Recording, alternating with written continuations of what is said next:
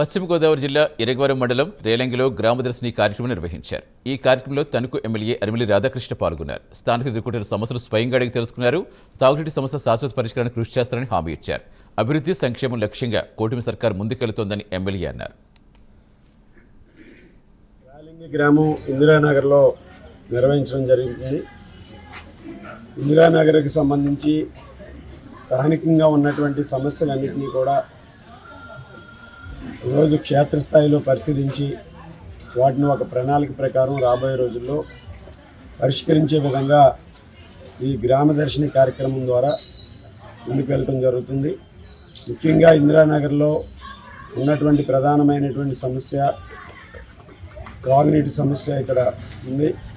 దాన్ని పరిష్కరించే విధంగా ఈరోజు జలజీవన్లో ప్రతిపాదనలు పంపించి ఇక్కడ శాశ్వత పరిష్కారం ఇచ్చే విధంగా కూడా చేయడం జరుగుతుంది.